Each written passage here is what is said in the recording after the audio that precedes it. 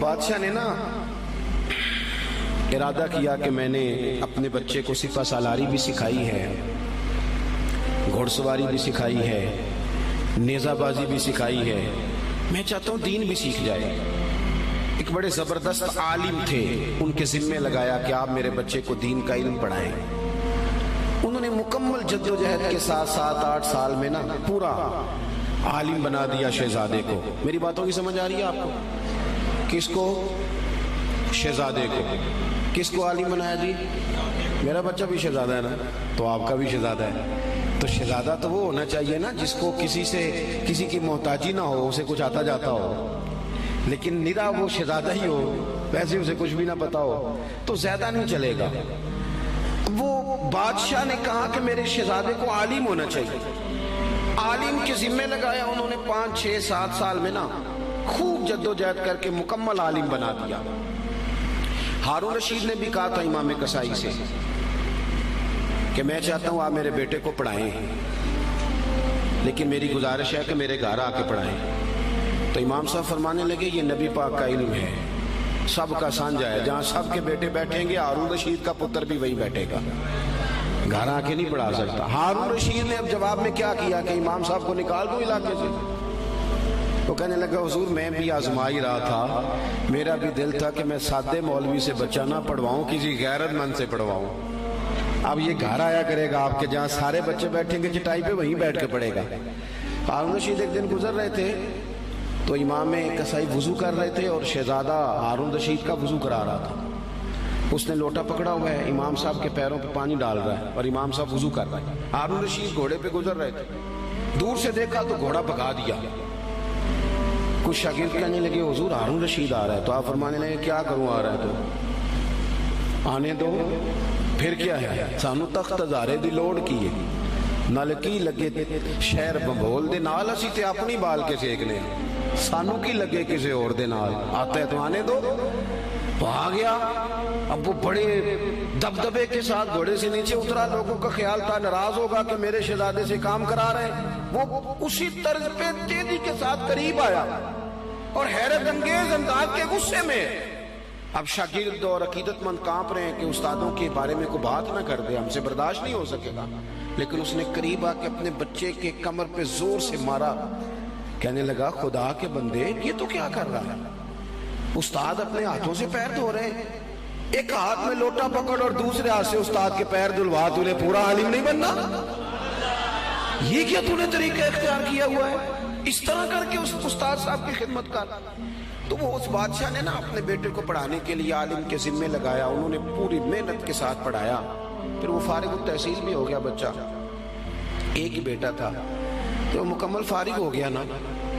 تو استاد صاحب کہنے لگے پیغام بھیجا پتر کل نا مجھے تم سے کوئی کام ہے، میرے گھر آنا۔ مدرسے نہیں، گھر بلایا بچے کو۔ جب گھر آ گیا اندر سے کنڈی لگا لی اور چھڑی پکڑ لی، بہت مارا بچے کو، کمر پہ نشان پڑ گئے اور بلا وجہ مارا۔ اس نے کہا استاد جی میری غلطی۔ چپ کر، نادان، غلطی پوچھتا ہے، چل دوڑ جا۔ اس نے جا کے اپنی اماں سے شکایت کری کہ استاد جی نے بلا وجہ مارا ہے، میں تو پڑھ چکا ہوں، کو وجہ نہیں تھی مارنے کی، کیوں مارا؟ اماں کہنے لگی تیرے ابا سے بات کرتی ہوں۔ والد صاحب سے کہا تو اس نے کہا چپ کرو، اگر میں اس کا باپ ہوں تو استاد بھی تو باپ ہی ہوتا ہے نا، اور اس عالم کو میں جانتا ہوں وہ نیک آدمی ہے، کوئی حکمت ہوگی اس میں، ایسے تھوڑی مارا ہے۔ وقت گزر گیا، کوئی 20 سال 15 سال بیت گئے، بادشاہ کا انتقال ہوا، وہ شہزادہ تخت پہ بیٹھا۔ اس نے پہلا حکم یہ دیا کہ میرے استاد صاحب کو بلاؤ۔ اب وہ بیچارے بوڑھے ہو گئے، چھڑی ہاتھ میں پکڑی، جھکی ہوئی کمر، بڑی مشکل سے وہ آئے اور دربار میں آ کے کھڑے ہوئے۔ تو شہزادے نے پہلا سوال یہ پوچھا استاد جی پہلے تو میں بے اختیار تھا، آج اختیار میرے ہاتھ ہے، وہ بتاؤ نا مارا کیوں تھا؟ غلطی کوئی نہیں، زیادتی کری آپ نے اور اتنا مارا کہ میں ابھی تک اس کی درد محسوس کرتا ہوں۔ تو استاد صاحب نے یوں چہرہ اٹھایا، آنکھیں کھولی، کہنے لگے پتر شکر ہے اللہ کا میں ابھی تک زندہ ہوں، اسی دن کے لیے مارا تھا جو آج آیا ہے، یہ جو تو نے مجھے کٹہرے میں بلا لیا ہے نا، ٹھیک کیا، اسی دن کے لیے مارا تھا۔ کہا کیوں، کس وجہ سے؟ سنیں جی سنیں، اللہ آپ کو جزا دے، اسی دن کے لیے مارا تھا۔ کہا کیوں؟ کہنے لگے پتر کتنے سال بیت گئے مار کھائے، کہا کو 20 سال ہونے کو ہیں. فرمایا تو بھولا تو نہیں نا؟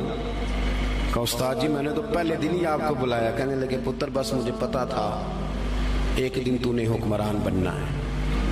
تو بے اختیار تھا نا, میرا کچھ نہیں کر سکا. آج با اختیار ہوا تو بلا لیا نا. پتر تو حکمران بن گیا ہے, کسی غریب پہ ظلم نہ کرنا.